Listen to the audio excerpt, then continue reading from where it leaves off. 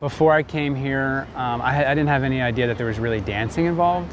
And I come from a very joyful, artistic, dancing type house.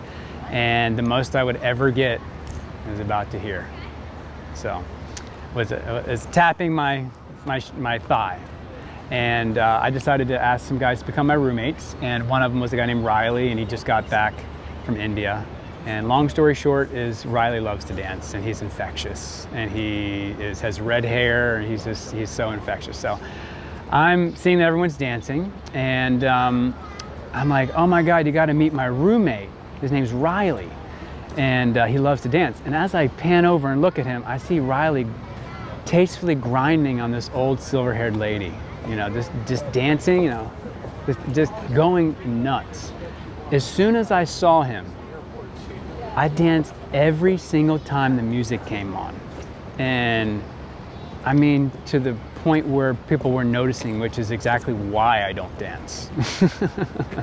And that was incredibly liberating, because I really like to worship the divine with as many things as I have inside. And being so limited through dance, or in the movement of my body, it feels really good to have that liberation. And I told my wife we're having dance dates now. My wife loves to dance, and it was so sad to stand there and listen to music and all you can do is tap your thigh. You can't really, you're like glue. You care too much what other people think. And that was one of the other reasons why I came here, because my love affair with the divine has been going on for a long time, and I've had my dark night of the soul for about 8 years, and I'm happily married. The pages of life have turned and given me some really good fortune with my wife and my children and my work and stuff. I have nothing to complain about. I'm spoiled. But I've been persistently putting myself into a place of unconsciousness through, really, I'll just say it, smoking entirely too much weed. From the time I wake up to the time that I go to bed, and able to run a whole business and be a loving, caring father and somewhat present, but not having any time to open up the way that I did at this event, because I was scared to be different. I was very scared to be different. I came to Dr. Joe because that was one of my main things, is I was tired of hiding. I was tired of possibly being different. And because I would notice that I was able to step out of the way and let what Dr. Joe is, the framework of what he's set up for the coherence healing, I was able to do that. I was able to get out of the way. I know the barcode of ego well enough to know how damaging it is. You know what I mean?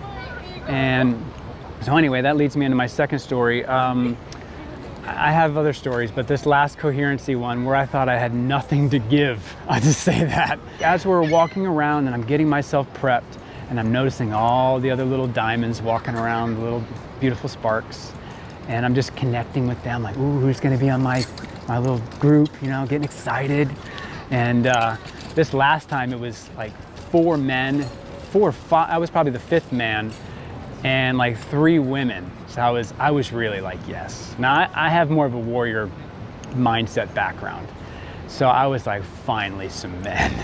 But the problem was, I was looking at them and knew they would judge what would happen. I could tell. But in that whole walking and heart coherency and getting everything lined up, it didn't matter. It really did not matter. It didn't matter who was in that circle.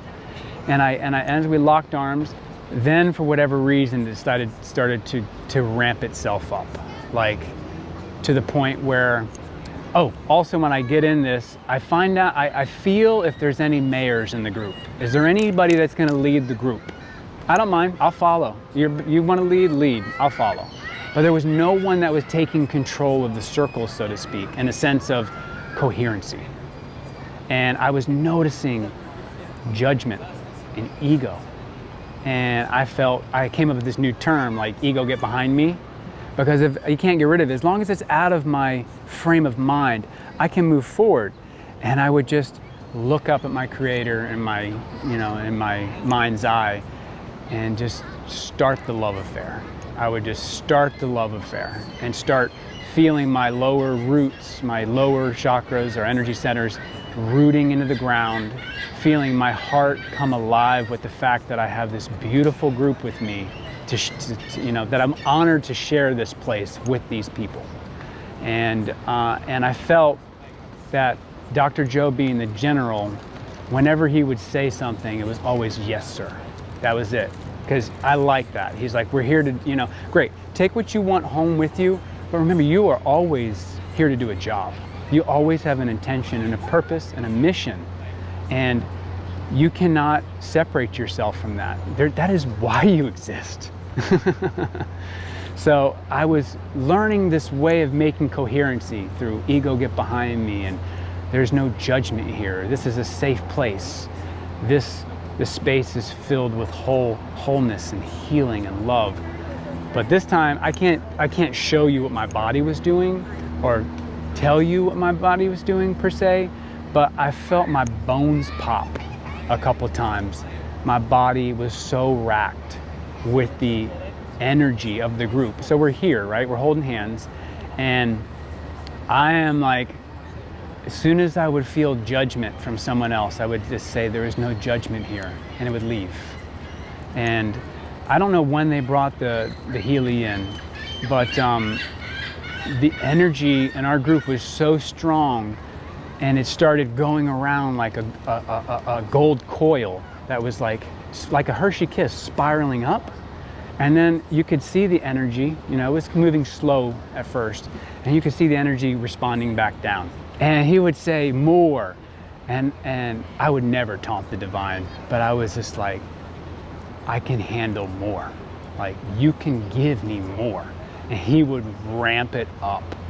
And the guys next to me were like, they started to shake a little bit, you know what I mean? And none of the people in this group ever had an experience like this, including myself, for a long, long, long, long time. Back in the day, I've seen people get up out of wheelchairs. I've seen bones go straight. So I don't need to believe in that stuff. I know, you know what I mean? But I don't want to be anybody.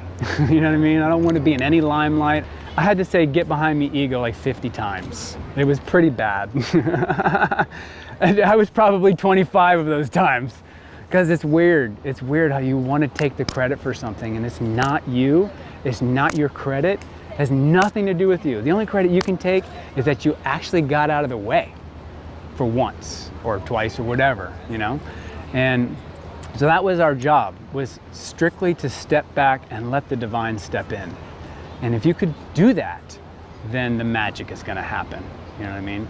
And I felt like such a privilege to be able to, again, just me this time being the mayor of the group, just trying to help. And I found myself saying the word focus quite a bit. And then I found myself saying the word stay focused to where everyone heard me.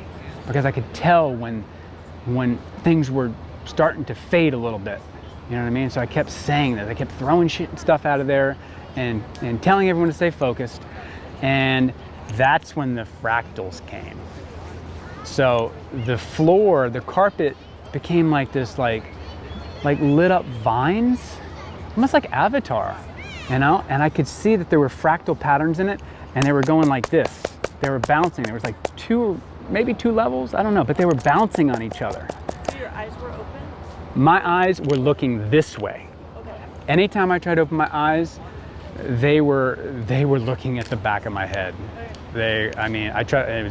They were just doing this the whole time. My hands are doing all this. Again, things I just allowed to happen, but not my day-to-day. And so then I noticed that that there was when you look at a bubble and it's not egg smooth, but it's like if you take a bunch of little triangles and it's kind of like the bubbles like that, kind of broken up a little bit. I noticed that each little fluctuation in the bubble over this beautiful woman was a pin prick, and in that pin prick was a fractal.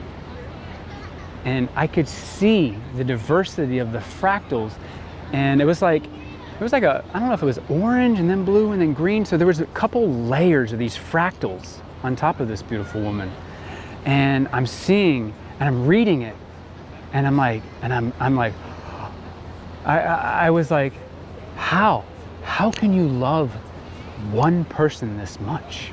I couldn't comprehend it.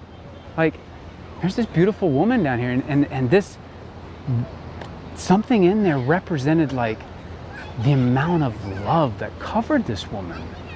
And I was completely blown away. And I wasn't paying, I tried to open my eyes, I wanted to see what she looked like, but my eyes were rolled in the back of my head. I couldn't do anything about it. So then, Dr. Joe's like, sit down, and I'm stuck. I'm stuck standing up. And I'm like, I said yes, sir, already. I'm trying to sit down. I can't break my legs free to sit down. So finally, I kicked my legs out from underneath me, so to speak, and sat down, got my act together, got in my little position, and that's when I really started helping the group stay in coherency. Stay in coherence. Let's do this. This is our job. Let's do it. And when Dr. Joe said, put your hands together, that's when it really got nuts. It got nuts after that. So I start rubbing my hands together, and as soon as I pulled them apart, I don't know how to describe this. It was like fractal electricity. It was like you see on Star Wars, you know what I mean, where there's like crackling electricity between their hands and stuff, but it was more solid and spinning, changing. The fractal patterns inside there were changing so fast that, like, again, and I had this revelation because, Dr. Joe kept saying, like, more, and I kept asking for more, and I kept leaning in for more, and I was like, give me more, not like, what do you got, but like, just give me more if I can do it. And as I'm noticing it, the words unlimited power came to my head, and I realized it was the universe.